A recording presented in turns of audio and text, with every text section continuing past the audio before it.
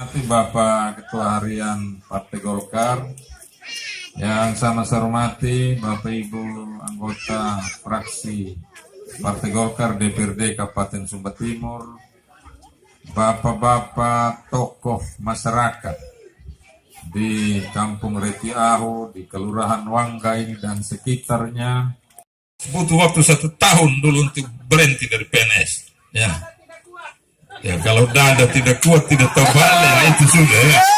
Mungkin bangun pagi pikir, sore pikir, akhirnya tidak dapat partai ya.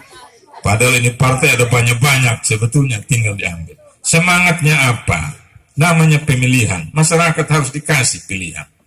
Kalau hanya karena kemampuan kita sendiri saja, kita mampu himpun semua partai, itu bukan pemilihan.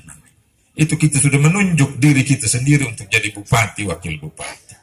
Golkar tidak semangati hal yang seperti itu. Anggaran pilkada besar sekali, 54 miliar kalau Pak Ketua pernah sampaikan ya. 45 miliar. Bayangkan kalau hanya 45 miliar hanya untuk pilih 1 orang lawan kota kosong. Ya, kami tidak. Kalau mau bertarung dengan 2 paket, taruh sudah. Mau 4 taruh, 10 juga kami siap. Ya, karena apa? Karena kita tahu kita pasti tetap menang kalau di Reti Ahu. Ya. Kemenangan Reti Ahu itu menandakan kemenangan di Sumba Timur. Bapak Ibu dan hadirin sekalian yang saya hormati, saya tadi katakan saya maju bersama Pak John Gunung. Sejarah ceritanya seperti apa sudah disampaikan oleh Pak Ali dan Pak Robert. Penunjukan dasarnya apa, karena kita 8 kursi, walaupun kita dapat itu dengan bersusah payah ya. Kita betul-betul berada dalam posisi yang sangat menegangkan ya. Terutama juga kalau kita ikuti lagi cerita-cerita sebelumnya, seperti itulah yang kita ada. Tapi bersyukur bahwa masyarakat Sumba Timur tetap mempercayakan, bahkan kita nyari 9, hanya kurang 10 suara saja. Kita punya kursi 9. Cuma sebetulnya dia lebih, tapi ya banyak tangan waktu itu yang bermain ya.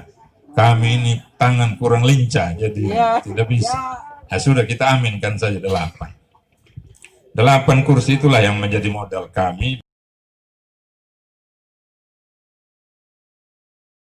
Masyarakat di Sumba Timur.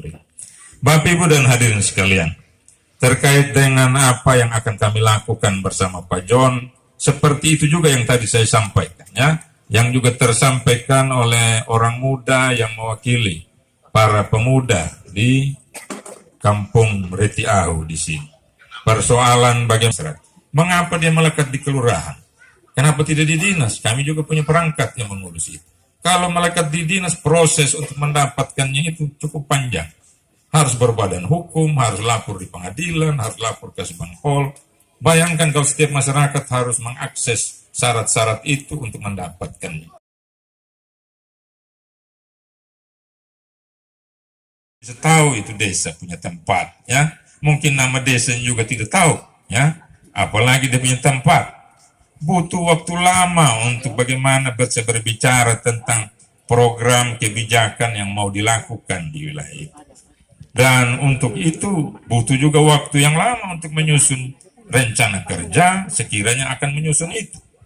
Dan waktu pemerintahan tidak lama, hanya 5 tahun.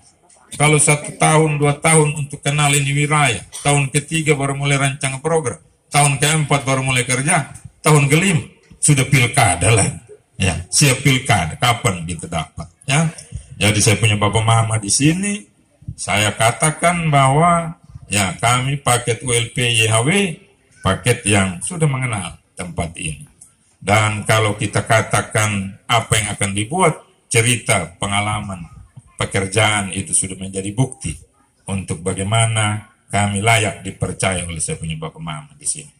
Bapak mama dan hadirin sekalian yang saya hormati.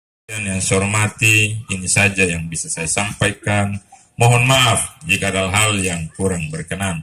Saya tetap yakin ya, nanti di 2020 bulan Desember tanggal 9 apa yang disampaikan oleh Adi Jack bisa terulang lagi di Reti Ahu di sini ya. Dan kita harap tidak hanya Reti Ahu saja yang menang ya. Kita harus merambat seperti tadi disampaikan oleh Pak Guru Robert. Semakin dihambat, semakin merambat.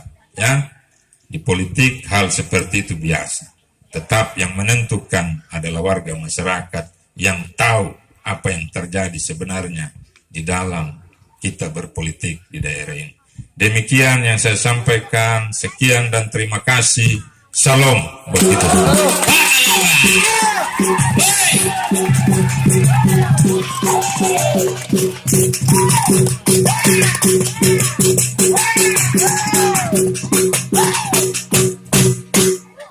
Baik, terima kasih.